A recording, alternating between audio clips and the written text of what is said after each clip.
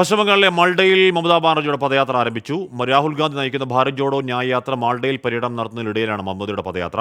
ലോക്സഭാ തെരഞ്ഞെടുപ്പിൽ ബംഗാളിൽ തൃണമൂൽ ഒറ്റയ്ക്ക് മത്സരിക്കുമെന്ന് മമതാ ബാനർജി ആവർത്തിച്ചു. ബി.ജെ.പിയെ തോൽപ്പിക്കാൻ തൃണമൂലിലെ കഴിയൂവെന്നും ബി.ജെ.പിയുമായുള്ള പോരാട്ടം തുടരുമെന്നും മമതാ ബാനർജി പറഞ്ഞു. അച്യുതൻ വിവരങ്ങളുമായി. അച്യുതൻ, ഈ പദയാത്ര നേരത്തെ തീരുമാനിച്ചിരുന്നതാണോ? ഹാഷ്മി, തൃണമൂൽ കോൺഗ്രസ് നേരത്തെ തന്നെ ഈ മാൾഡയിലെ, അതായത് പ്രത്യേകിച്ച് വടക്കൻ ബംഗാളിൽ ഈ ഔദ്യോഗിക പരിപാടികൾ മമതയുടെ നേതൃത്വത്തിൽ സംഘടിപ്പിച്ചിരുന്നു. ഇതിന്റെ ഭാഗമായാണ് ഇന്ന് മാൾഡയിൽ മമതാ ബാനർജി പദയാത്ര നടത്തിയത്. പക്ഷേ ഈ പദയാത്രയിൽ ഈ സീറ്റ് വിഭജനം അടക്കമുള്ള കാര്യങ്ങൾ ചൂണ്ടിക്കാട്ടിയായിരുന്നു മമതയുടെ പരാമർശം ഉണ്ടായിരിക്കുന്നത്.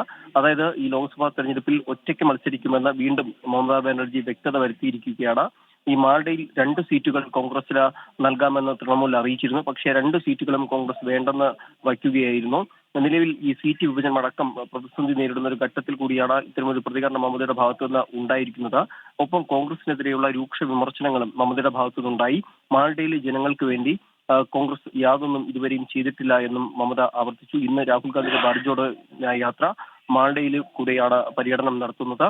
ആ ഒരു സാഹചര്യത്തിൽ കൂടിയാണ് മമതയുടെ രൂക്ഷ വിമർശനം ഉണ്ടായിരിക്കുന്നത്. യാത്രയിൽ മമതയെ പങ്കെടുപ്പിക്കാനുള്ള പല തരത്തിലുള്ള നീക്കങ്ങളും കോൺഗ്രസ് പാർട്ടിയുടെ ദേശീയ നേതൃത്വങ്ങളുടെ ഭാഗത്തുനിന്ന് ഉണ്ടാകുന്നുണ്ട്.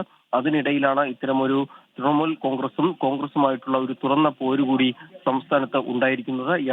ഭാരത് ജോഡോ യാത്ര നാളെ കൂടി ബംഗാളിൽ പര്യടനം നടത്തും. തുടർന്ന് വീണ്ടും ബീഹാറിലേക്കാണ് യാത്ര മടങ്ങിയെത്തുന്നത്. എന്തായാലും അതിനിടയിൽ തൃണമൂൽ കോൺഗ്രസുമായിട്ടുള്ള ഒരു തുറന്ന പോരിന് കൂടി വേദിയാവുകയാണ് ബംഗാൾ.